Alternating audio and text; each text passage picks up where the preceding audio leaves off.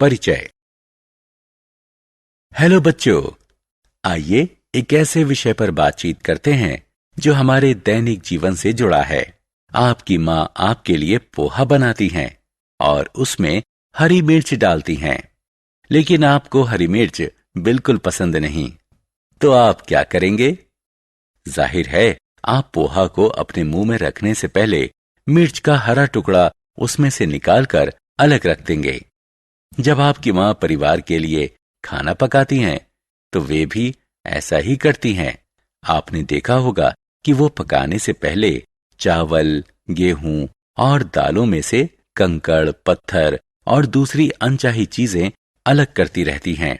कुछ अशुद्धियों और अनचाही चीजों को हाथ से उठाकर निकाला जा सकता है, लेकिन हमेशा ऐसा नहीं किया जा सकता।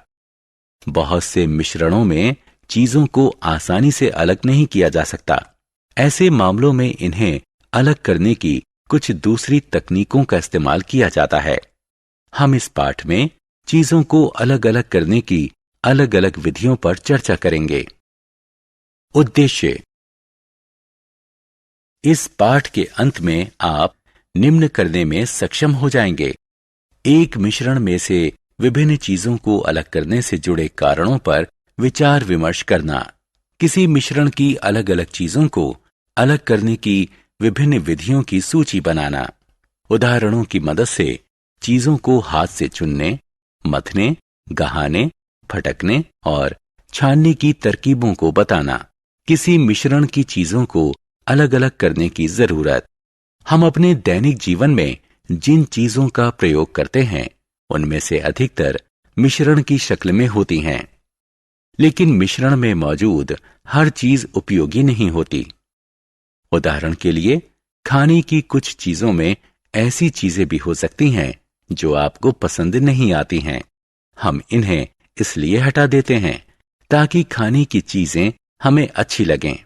तो इन्हें अलग करने का एक कारण है उन चीजों को हटा देना जो हमें अच्छी नहीं लगती।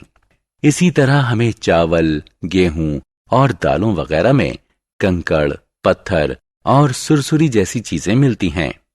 हम खाने की इन चीजों में से हमारे शरीर के लिए नुकसानदायक चीजों को पकाने से पहले निकाल देते हैं।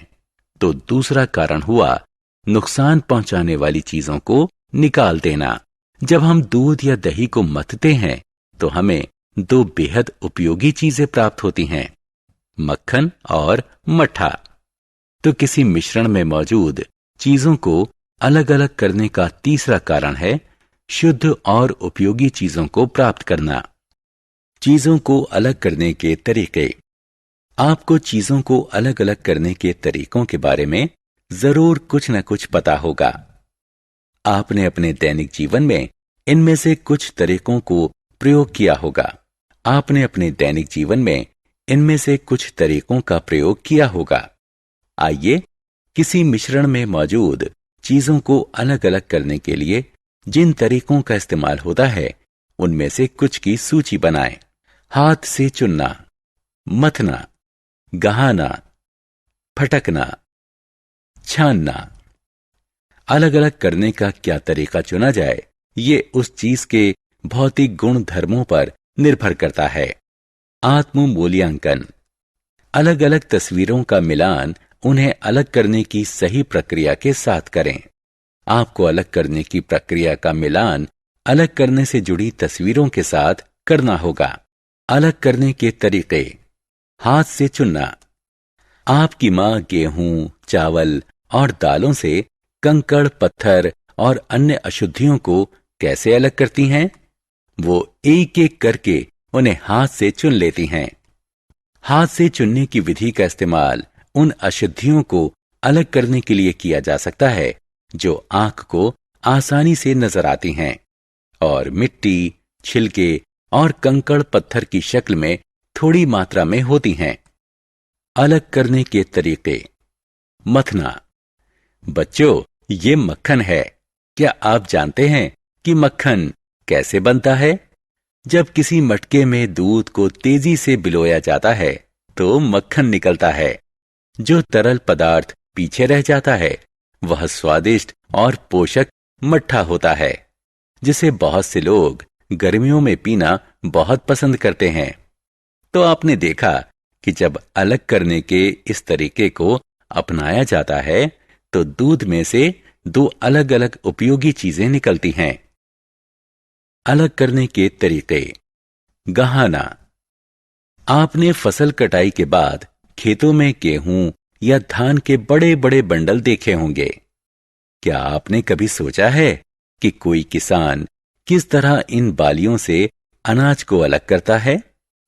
जब गेहूं या चावल की फसल कट जाती है तो किसान इन बालियों को एक साथ बांधकर उनके बंडल बना देता है। इसके बाद वो उन बंडलों को धूप में सूखने के लिए छोड़ देता है। जब ये बालियां पूरी तरह सूख जाती हैं तो किसान दानों को अलग करने के लिए इन्हें सख्त जमीन पर पीटता है। दानों को बालियों से अलग करने की इस प्रक्रिया को गहाना कहते हैं। बैलों और थ्रेशर कही जाने वाली मशीनों का इस्तेमाल इस काम के लिए किया जाता है। अलग करने के तरीके। फटकना। आपने जब रेलगाड़ी में यात्रा की होगी तो ग्रामीण इलाकों में आपने महिलाओं को ऊंचाई पर खड़े होकर एक टोकरी को अपने सिर के ऊपर लगातार हिलाते देखा होगा। ये महिलाएं हवा की मदद लेकर अनाज से छिलके और अन्य हल्की अशुद्धियों को दूर करती हैं। अनाज क्योंकि भारी होता है इसलिए वह एक ढेर में जमीन पर गिरता जाता है। हल्के वजन की अशुद्धियों को हवा के जरिए अनाज से दूर करने की इस प्रक्रिया को फटकना कहते हैं। अलग करने के तरीके। छानना।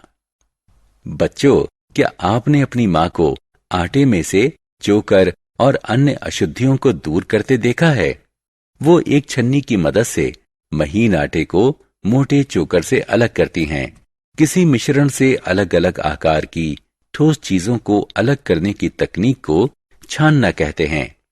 इस विधि में मिश्रण को एक छन्नी में रखकर हिलाया जाता है। छोटे कण छन्नी के छेदों में से नीचे रखे बर्तन में गिर जाते हैं और इस प्रकार बड़े कण छन्नी में ही बचे रह जाते हैं। सारांश। आइए हमने जो कुछ सीखा है उसे संक्षेप में दोहराएं। किसी मिश्रण के अलग-अलग अवयवों को इसलिए अलग-अलग किया जाता है ताकि ऐसी चीजों को अलग किया जा सके जिनकी जरूरत नहीं है और जो नुकसानदेह हैं, और उपयोगी चीजें प्राप्त की जा सकें। किसी मिश्रण में मौजूद चीजों को अलग-अलग करने की सामान्य विधियां हैं: हाथ से चुनना, गहाना, फटकना और छानना। हाथ से चुनना वो तरीका है जिसमें आंख को नजर आने वाली अशुद्ध चीजों को अलग किया जाता है और ये चीजें थोड़ी मात्रा में होती हैं। मथने से तात्पर्य दूध या दही को बिलोने से है ताकि मक्खन बनाया जा सके। गहाने से तात्पर्य अनाज को बालियों से अलग करने से है। फटकने से तात्पर्य छिलके को अनाज से अलग करने से है। इस प्रक्रिया में हवा को मिश्रण में से गुजारा जाता है।